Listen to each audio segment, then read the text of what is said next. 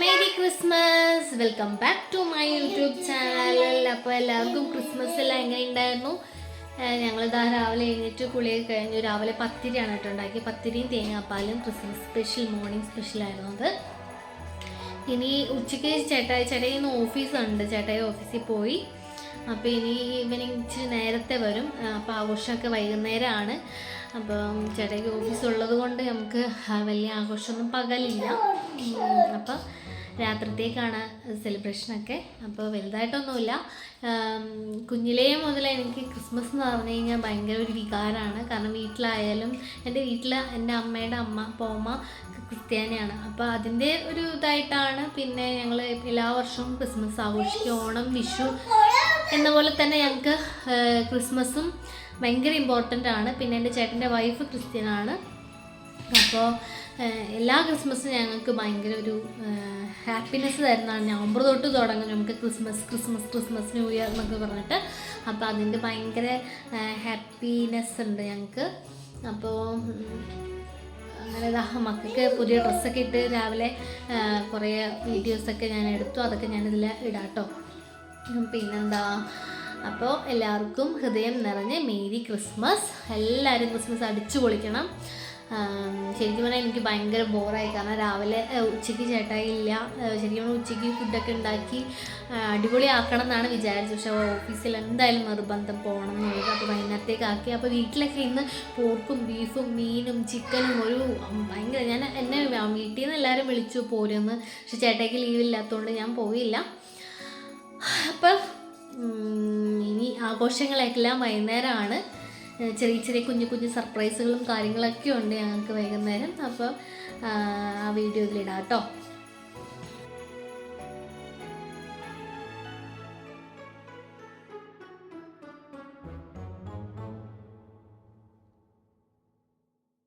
അപ്പോൾ രാവിലെ തന്നെ ഞാൻ പിള്ളേരെയൊക്കെ കുളിപ്പിച്ചു കേട്ടോ. അപ്പോൾ പുതിയ ഡ്രസ്സൊക്കെ ഇടിപ്പിക്കാൻ ഞാനത് കുട്ടൂൻ്റെ ബർത്ത്ഡേക്ക് ഡ്രസ്സ് എടുക്കുന്ന കൂട്ടത്തിൽ ഞാൻ ക്രിസ്മസിനുള്ള ഡ്രസ്സും കൂടെ എടുത്തിരുന്നു.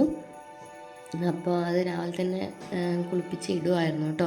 അപ്പോൾ ഈ വീഡിയോ എടുത്തായിരുന്നു നമ്മുടെ മുകളിലത്തെ അപ്പാർട്ട്മെൻറ്റിലെ മുകളിലുള്ള ചേച്ചിയുടെ മോനാണ്. അവൻ രാവിലെ തന്നെ വന്നിരുന്നു. അവൻ സ്കൂളില്ലാത്ത ദിവസമൊക്കെ നേരത്തെ നമ്മുടെ അടുത്ത് വരും. അപ്പോൾ അവനാണ് എനിക്ക് ഈ വീഡിയോ ഒക്കെ എടുത്തു തരുന്നത് കേട്ടോ. അങ്ങനെ ഞാൻ പിള്ളേരെയൊക്കെ കുളിപ്പിച്ചു. അവർക്ക് പുതിയ ഡ്രസ്സൊക്കെ എടുത്തിട്ടുണ്ടായിരുന്നു. ഞാൻ കുട്ടുവിൻ്റെ ബർത്ത്ഡേ ഡിസംബർ 12-നായിരുന്നല്ലോ. അപ്പോൾ കുട്ടുവിന് ഡ്രസ്സ് എടുക്കുന്ന സമയത്ത് തന്നെ ഇവർക്കും ഞാൻ ഒരുമിച്ച് ക്രിസ്മസിനും കൂടിയിട്ടുള്ള ഡ്രസ്സ് ഞാൻ എടുത്തിരുന്നു. അപ്പോൾ ഞാൻ വേഗം അവരെ കുളിപ്പിച്ച് ഡ്രസ്സൊക്കെ മാറ്റി സാൻഡയുടെ തൊപ്പിയൊക്കെ ഞാൻ തലയിൽ വെച്ച് കൊടുത്തു. കുഞ്ഞൂസിന് ഇച്ചിരി ടൈറ്റായിരുന്നു, കുട്ടൂസിന് കറക്റ്റായിരുന്നു. എടുത്തപ്പോൾ സെയിം അളവിലെടുത്തു. പിന്നെ എനിക്കൊരെണ്ണം വാങ്ങിയിരുന്നു. പിന്നെ ചേട്ടായി അങ്ങനെ മുഖത്ത് ചേട്ടായിക്ക് വേറൊരു ടൈപ്പാണ് വാങ്ങിയത് കേട്ടോ. അപ്പോൾ ഞാൻ അവർക്കൊക്കെ വെച്ച് കൊടുത്തു. അപ്പോൾ നമ്മുടെ വീട് ഇപ്പോൾ എടുത്തിരുന്നത് എൻ്റെ വീടിൻ്റെ മുകളിലുള്ള അപ്പാർട്ട്മെൻറ്റിലെ ചേച്ചിയുടെ മോനാണ്. അവർ രാവിലെ തന്നെ വന്നിരുന്നു. അങ്ങനെ ഞങ്ങൾ ഫോട്ടോഷൂട്ടൊക്കെ ചെയ്യാൻ വേണ്ടി ഞങ്ങൾ വേഗം പുറത്തേക്ക് ഇറങ്ങി കുറേ ഫോട്ടോസുകളൊക്കെ എടുത്തു. അങ്ങനെ നേരെ അടുക്കളയിലോട്ടാണ് പോയത്. ഇതാ നമ്മുടെ ചിക്കനെല്ലാം അങ്ങനെ ഇരിപ്പുണ്ട്.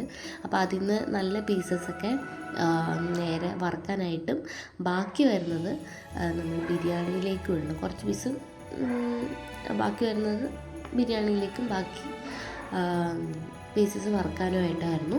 അപ്പോൾ വേഗം നമ്മൾ ബിരിയാണി വെക്കാനുള്ള ചിക്കനിലേക്ക് ഉപ്പ്, മഞ്ഞൾപ്പൊടി, തൈരൊക്കെ ചേർത്തിട്ട് നന്നായിട്ട് മാഗ്നേറ്റ് ചെയ്തിട്ട് നമ്മൾ ഫ്രിഡ്ജിലേക്ക് റെസ്റ്റ് ചെയ്യാൻ വെക്കും കുറച്ച് നേരം. ഒരു 1 അവർ അല്ലെങ്കിൽ 1.5 അവർ നമ്മളെടുത്ത് റെസ്റ്റ് ചെയ്യാൻ വെക്കും. നന്നായിട്ട് കുഴച്ചെടുക്കണം. ആവശ്യത്തിന് ഉപ്പ് ചേർത്താൽ മതി. കാരണം ഇറച്ചിയിലെ ആ തൈരിൻ്റെ ഫ്ലേവറും ഉപ്പും എല്ലാം കറക്റ്റായിട്ട് പിടിക്കാൻ വേണ്ടിയിട്ടാണ് ഇത് ചെയ്യുന്നത്. അപ്പോൾ നമ്മൾ നോർമൽ ബിരിയാണി തന്നെയാണ് ചെയ്യുന്നത്. ഞാൻ ആദ്യം വിചാരിച്ചു റാവുത്തർ ബിരിയാണിയൊക്കെ ചെയ്യാമെന്ന്. പിന്നെ എനിക്ക് തോന്നി എല്ലാവർക്കും അത് ഇഷ്ടപ്പെടണമെന്നുണ്ടാവുമല്ലോ. അപ്പോൾ എനിക്ക് ബിരിയാണി ഉണ്ടാക്കാൻ കൂടുന്നത് വേറെ മുകളിൽ ഞാൻ പറഞ്ഞില്ല അപ്പാർട്ട്മെൻറ്റിലുള്ള ജന്ന എന്ന് പറഞ്ഞ ചേച്ചിയാണ്. ഇവിടെ വന്നപ്പോൾ മുതൽ എനിക്ക് ഭയങ്കര കൂട്ടാണ് ചേച്ചി. അപ്പോൾ നമ്മൾ വറുക്കാനുള്ള ഇറച്ചി മാറ്റി വെച്ചു. ഇനി അതിലേക്ക് നമ്മുടെ മസാലകളൊക്കെ ചേർക്കണം. അപ്പോൾ ഫസ്റ്റ് ഞാൻ കുറച്ച് ഉപ്പ്, മഞ്ഞൾപ്പൊടി, മുളക് പൊടി, കോൺഫ്ലവർ, പിന്നെ നമ്മുടെ തൈരും കൂടെ ചേർത്തിട്ട് നന്നായിട്ട് മാരിനേറ്റ് ചെയ്ത് ഫ്രിഡ്ജിലേക്ക് വെക്കും. എന്നിട്ട് വറുക്കാറാവുന്ന അരമണിക്കൂർ മുന്നേ നമ്മൾക്ക് വേണ്ട മസാലകളൊക്കെ ചേർത്തിട്ട് വറുക്കും. അങ്ങനെയാണ് ഞാൻ ചെയ്യാറ്. ഇടയ്ക്ക് മാറ്റുകയും ചെയ്യും. നമുക്ക് സമയമുള്ള പോലെ എന്താണെന്ന് വെച്ചാൽ നമുക്ക് ചെയ്യാം.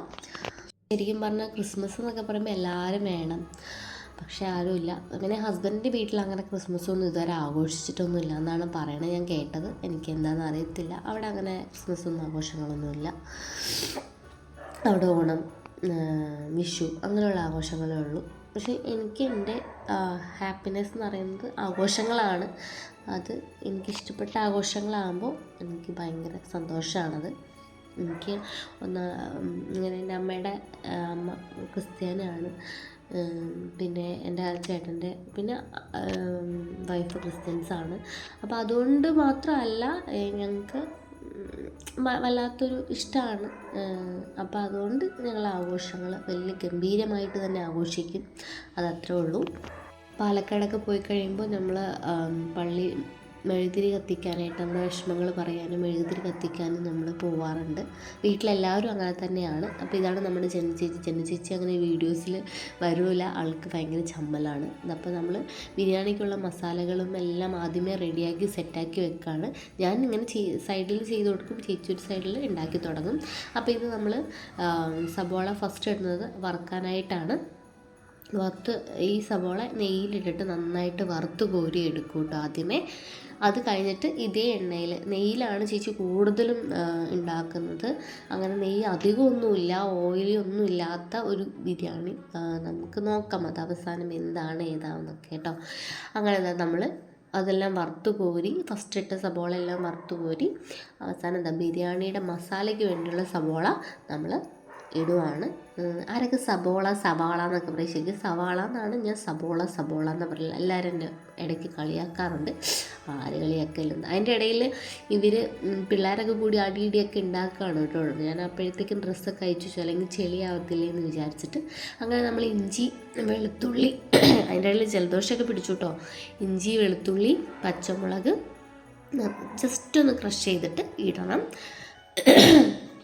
അത് കഴിഞ്ഞിട്ട് തക്കാളി, നമ്മൾ നൈസായിട്ട് അരിഞ്ഞ് വെച്ച തക്കാളിയും കൂടി ഇട്ട് ഇതുപോലെയാവും. നമ്മൾ നന്നായിട്ട് ഇളക്കി വരട്ടിയെടുത്ത് നമ്മൾ മസാലയാട്ടോ. മസാല ഇത് നന്നായിട്ടില്ല, ആവശ്യത്തിന് മസാലകൾ നമ്മളതിനകത്ത്. ബിരിയാണി മസാല ഇപ്പോൾ ആർക്കും പറഞ്ഞു തരേണ്ട കാര്യമില്ല. യൂട്യൂബ് തുറന്നാൽ തന്നെ നമുക്കത് വിശാലമായി ഓരോരുത്തരും നമുക്ക് അതിൻ്റെ ടിപ്സൊക്കെ പറഞ്ഞു തരുന്നുണ്ട്. അതുപോലെ ഒരു ചെറിയ ടിപ്സ് മാത്രം, ലാസ്റ്റ് ഒരു ബിഗ് ടിപ്പ് ഞാൻ പറഞ്ഞുതരാം കേട്ടോ. അങ്ങനെ നമ്മൾ മല്ലിയില, പുതിന നന്നായിട്ട് കുരുകുരാന്ന് അരിഞ്ഞിട്ട് അതിനകത്തേക്ക് ഇളക്കി കൊടുക്കണം.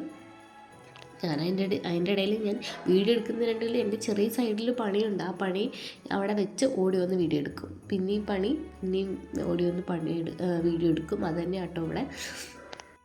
അപ്പോൾ നമ്മൾ ഇറച്ചിയിൽ നമ്മൾ ഫസ്റ്റേ നമ്മൾ മഞ്ഞൾപ്പൊടിയൊക്കെ ഇട്ട് മാഗ്നേറ്റ് ചെയ്ത് വെച്ചതുകൊണ്ട് നമ്മൾ മുളക് പൊടി മാത്രമേ ഇടുന്നുള്ളൂ, മഞ്ഞൾപ്പൊടി ഇടുന്നില്ല. പിന്നെ മസാല അത്ര ഉള്ളത് കണ്ടോ. നമ്മുടെ ചിക്കനിൽ നമ്മൾ ഓൾറെഡി നമ്മൾ മഞ്ഞൾപ്പൊടി തേച്ച് വെച്ചിട്ടുണ്ട്.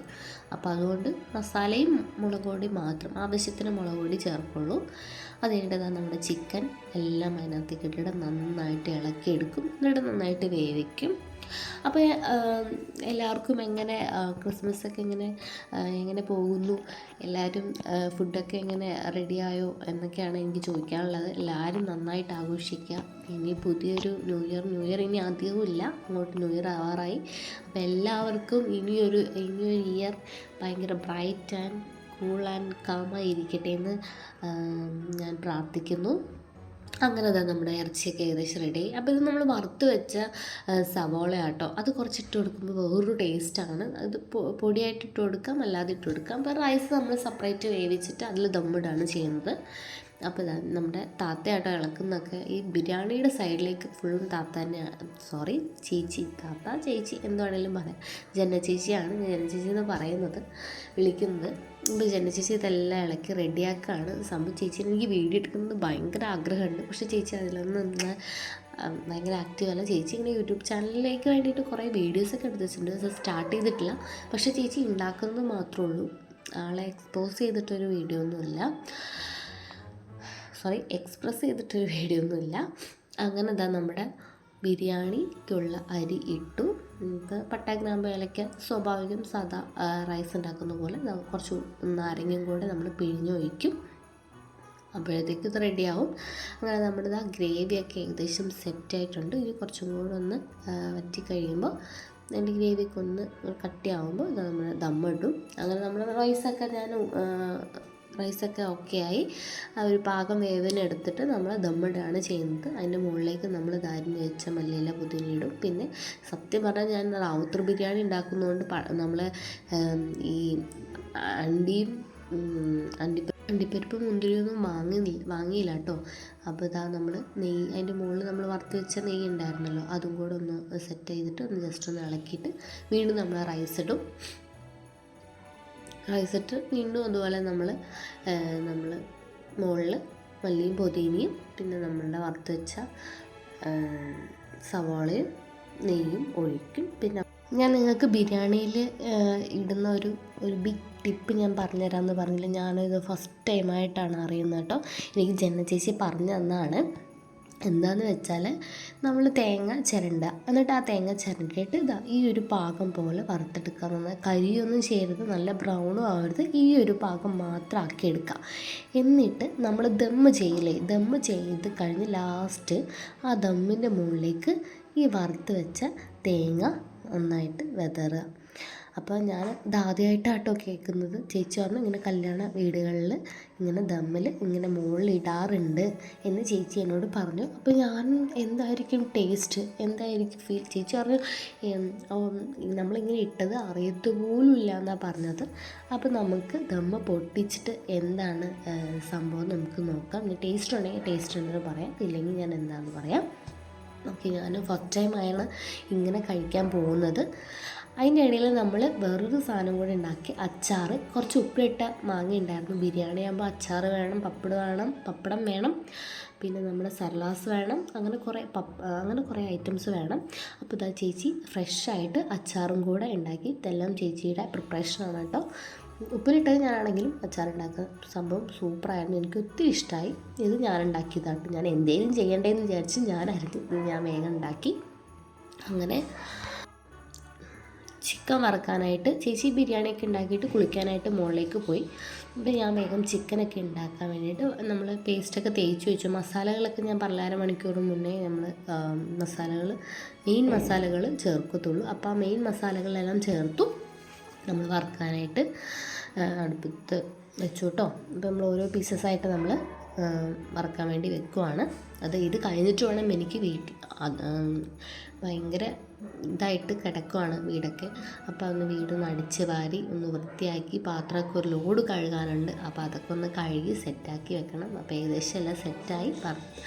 ഇനി ഇതും വറുത്ത് പപ്പടം കൂടെ വറുത്ത് കഴിഞ്ഞാൽ നമ്മുടെ പണി തീരും. പിന്നെ വീട്ടിലുള്ള കുറച്ച് പണികളുണ്ട്, അതും കൂടെ ഞാൻ വേഗം തീർക്കട്ടെ കേട്ടോ. അപ്പോൾ കണ്ടമാനം പാത്രങ്ങളുണ്ട്, ഇതൊക്കെ ഒന്ന് കഴുകി എടുക്കണം. അപ്പോൾ ആദ്യം പോയി വീടൊക്കെ ഒന്ന് അടിച്ചു വാട്ടെ. കണ്ടു ഭയങ്കര മെസ്സി ആയിട്ട് കിടക്കുകയാണ്. അപ്പോൾ ഇതൊക്കെ ഒന്ന് സെറ്റ് ചെയ്ത് നീറ്റാക്കി എടുക്കാനുണ്ട്. അപ്പോൾ മോളിൽ നിന്ന് അവർ വരുന്നതിന് മുന്നേ വേഗം ഇതൊക്കെ ഒന്ന് പാത്രമൊക്കെ കഴുകി സെറ്റ് ചെയ്ത് വെക്കണം. അപ്പോൾ ഞാൻ ക്യാമറ വെച്ചത് ശരിയാണോ എന്ന് ഇടയ്ക്കിടയ്ക്ക് ഇങ്ങനെ ചെക്ക് ചെയ്യണം കേട്ടോ. അപ്പോൾ പിള്ളേരൊക്കെ അപ്പുറത്തൊക്കെ ഇരിപ്പുണ്ട്. ഞാൻ വഴക്ക് പറഞ്ഞ് മാറ്റി നിർത്തിയേക്കാണ്. കാരണം ഞാൻ ഇനി വൃത്തിയാക്കുന്നതിൻ്റെ ഇടയിൽ ഇനി അവരും വന്ന് വൃത്തികേടാവണ്ടാകുമെന്ന് വിചാരിച്ചു. അതുകൊണ്ട് വേഗം പാത്രമൊക്കെ ഞാൻ കഴുകിയെടുക്കുകയാണ് കേട്ടോ. അപ്പോൾ ഇടയ്ക്ക് ചിക്കനിലും കൂടെ കണ്ണ് വേണമെന്ന് വിചാരിച്ചിട്ട് ഞാൻ വേഗം വന്ന് ചിക്കനൊക്കെ തിരിച്ച് ഇടുവാണ്. അടിയൊന്നും പിടിച്ചിട്ടില്ല കേട്ടോ. ഞാൻ ആദ്യം പിടിച്ചു, അയ്യോ കരിഞ്ഞു പോയോന്നും ഇല്ല, ഞാൻ കരിഞ്ഞൊന്നും പോയിട്ടില്ല. അപ്പോൾ വേഗം മറിച്ചൊക്കെ ഇടുവാണ്. അപ്പോൾ അവർ വരുമ്പോഴത്തേക്ക് അവർ കുടിച്ച് റെഡിയായി വരുമ്പോഴത്തേക്ക് ചിക്കനാണ്. സമയം ഒത്തിരി ആയി, 2:30-3 മണി എങ്ങാണ്ട് ആവാറായി. എല്ലാവർക്കും നല്ല പൊരിഞ്ഞ വിശപ്പാണ്. അങ്ങോട്ട് വേഗം പണിയൊക്കെ തീർക്കുവാണ് കേട്ടോ. അത് കഴിഞ്ഞ് കണ്ടോ കട്ടിലൊക്കെ കിടക്കുന്ന കോലം കണ്ടു. അപ്പോൾ ഞാൻ വഴക്ക് പറയുമായിരുന്നു അവരോട്, ഇതെന്താ കാണിച്ചിട്ടേക്കണമെന്നും ചോദിച്ചിട്ട്. അപ്പോൾ അതുകൊണ്ട് 2 പേരും അന്തം വിട്ടിരിക്കുക കേട്ടോ എൻ്റെ ദേഷ്യം കണ്ടിട്ട്. അപ്പോൾ വേഗം ഒന്ന് വൃത്തിയാക്കി എടുക്കുവാണേ. അതുകൊണ്ട് പുറത്തൊക്കെ മടക്കി ബെഡ്ഷീറ്റൊക്കെ വിരിച്ചു. ഇനി അടിച്ച് വരണം. പിന്നെ ഞാൻ വിൻഡോസൊക്കെ തുറന്നിടുവാണ്. നല്ല ഉള്ളിലുള്ള പൊടിയൊക്കെ പുറത്തേക്ക് പോകാനായിട്ട്. ഇപ്പോൾ നമ്മുടെ കുട്ടൂസിനിടയ്ക്ക് ഞാൻ വീഡിയോ എടുക്കാൻ വേണ്ടി വെച്ച ക്യാമറയിൽ നോക്കി എന്തൊക്കെയോ കഥകൾ പറയുന്നുണ്ട് കേട്ടോ. അപ്പോൾ ഞാൻ വേഗം ഒന്ന് അടിച്ച് വരട്ടെ, അവൻ്റെ കഥകൾ കേൾക്കട്ടെ ഇനി.